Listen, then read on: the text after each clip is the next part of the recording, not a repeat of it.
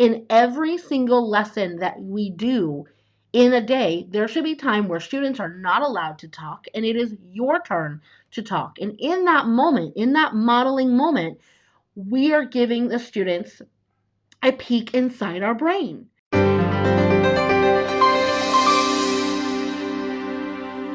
Hey everyone, welcome back for another episode in Adventures of Comprehension. My name is Ciera Harris. I am the author over at Ciera Harris Teaching. We're going to be talking about the essentials of a lesson plan.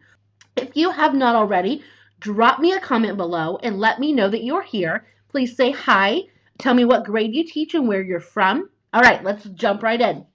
Okay, so the very absolute first thing that I believe every single lesson plan should have is an objective. Just to clarify, when I say objective, I mean like an I can statement. So if you are doing a reading lesson and you are teaching main idea, your objective might say something like, I can identify the main idea of a nonfiction text. And by having an objective and stating it at the very beginning of your lesson and also repeating it throughout your lesson, you're drilling into your students that this is where your brain should be right now. It helps you know what you're measuring. It helps you know what's going on in your lesson and also how to align all of the things that you are doing in your lesson directly to that one objective.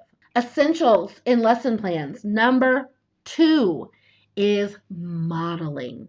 In every single lesson that we do in a day, there should be time where students are not allowed to talk and it is your turn to talk. And in that moment, in that modeling moment, we are giving the students a peek inside our brain. So I will tell my students that I'm beginning my model. Boys and girls, I'm going to start my model now.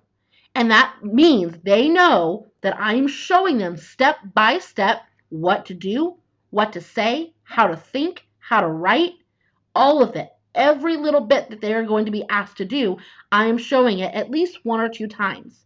This model should only take about 3 to 4 minutes. It should be very quick because we don't not have a lot of time with them in this lesson, let alone their attention span when they're not allowed to do anything but sit and listen, right? But also, this is your chance to make a mistake.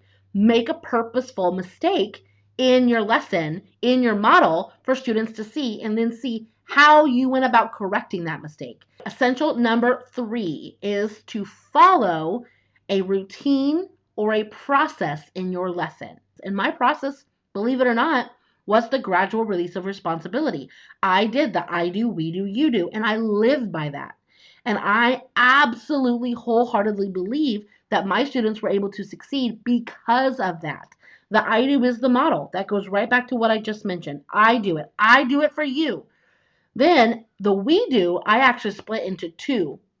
We have 2 different we do's. There's a guided practice, meaning I'm doing it with my students. So now I'm going to step away from my model and I'm going to put up a new passage and we're going to try to find the main idea and details together as a class. Okay. Then the second part of the we do was always them doing something either with a partner or with a group. And so I would have another activity prepared. Maybe it was a third passage or graphic organizer or whatever we were doing. And I would put them into their groups or their partners and they would then do the exact same thing. So they've seen me do it once or twice. We've done it together. Now they're getting a chance to do it with a partner or a group. So that's the we do. And then the you do was they always knew no matter what, they were going to have to walk away with a you do, an exit ticket, some way for them to show that they have learned something from the lesson. So number 4, essential number 4 in every lesson plan is to make sure you're working backwards. So I know I just stated that I always have like that the you do, where the students are the ones doing at the very end of the lesson something to show their thinking. That right there, that piece is where I actually start my planning.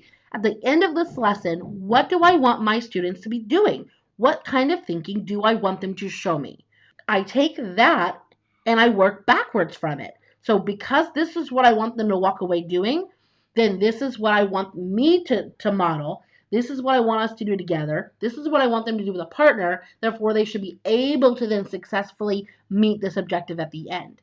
And then I make sure I show them those expectations. I expect you to be able to do A, B, and C. And I show them these expectations in the model. I show them these expectations in both parts of the we do. Therefore, by the time they get to the I do or the you do, sorry, the one the students do, they know what to expect and they can do it independently. So we are on Essential Level Lesson Plan at number 5. And number 5 is alignment. When I talk about alignment, what I mean is everything you do in that lesson needs to focus on the objective. Every question that we ask, every activity that we do, everything needs focused in on that objective. Straying off of that objective actually can cause a lot of confusion in your students. When you're trying to teach an objective, you want to teach that one objective. And so by straying off, their lines of communication in the brain are going to start getting crossed. Hey everyone, so sorry to interrupt, but I want to make sure that you are loving the content coming from Ciera Harris Teaching on YouTube. So make sure if you are loving this to subscribe and also like and comment below. I would love to hear from you.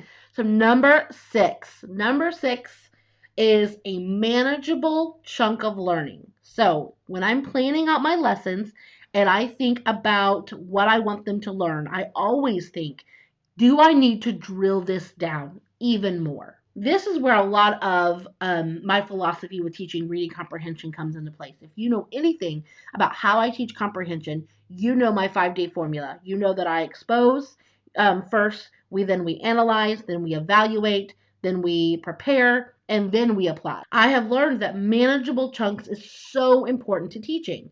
I cannot start teaching on day 1 main idea and detail and jump right into having them identify main idea and detail. That's a really big chunk. We need to take a few steps back and make sure that we understand topic, that we understand what details are and how details are connected and which details don't agree or don't fit the paragraph and which do, right?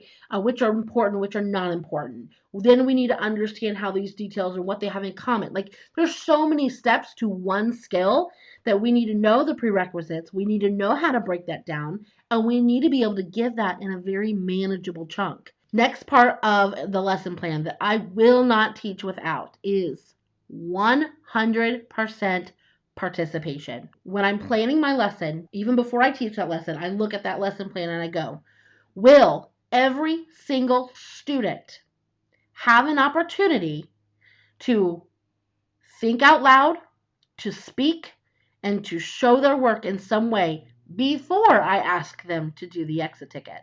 What I want to do instead is take that time that I would be asking questions and I want to use discussion strategies. I want to use discussion strategies that gets all of my students talking to each other, being able to process what's going on, being able to dissect the information, regurgitate it, listen to multiple viewpoints, figure out what their own viewpoint is, and be able to say that and use it in their work. Next essential of a lesson plan is talk less than the students.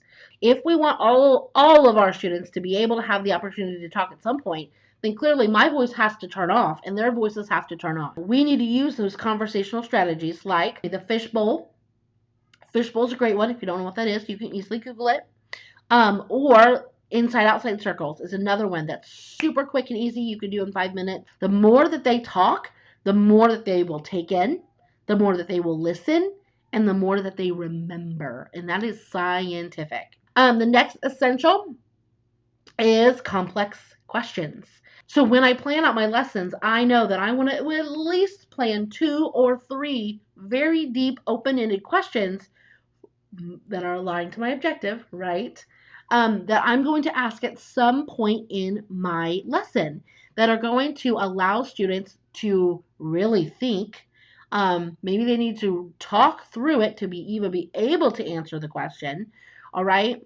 I want to ask those hard questions. Ask the questions in your class that you know will only get 1 or 2 hands in the air as an answer. All right. Next one, number 9, is independent work. Please make sure in every single lesson plan we do that we are taking time at the very end to let our students show you what they learned. I guarantee you, you will not be able to remember what every single student learned in that lesson unless you take an exit ticket. I am not meaning you have to answer The students have to answer 5 questions for an exit ticket and it takes 20 minutes.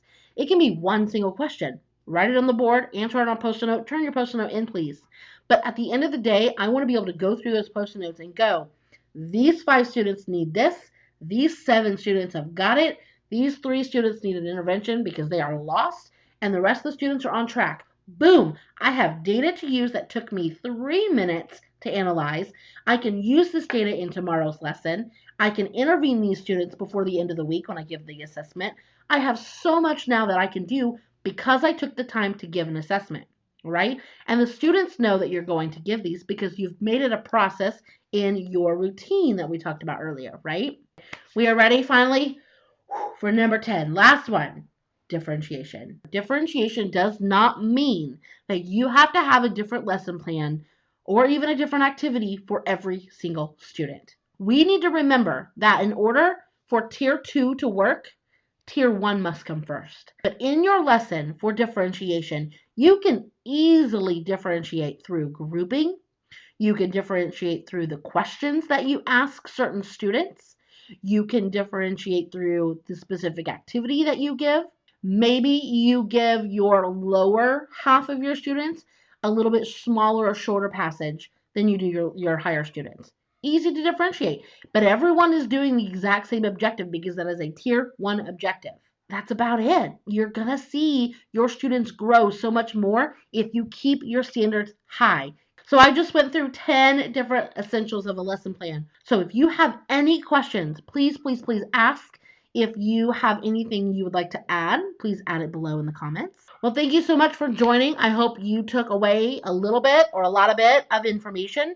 And I really appreciate you being here. Have a great week, friends. I'll talk to you later. Bye.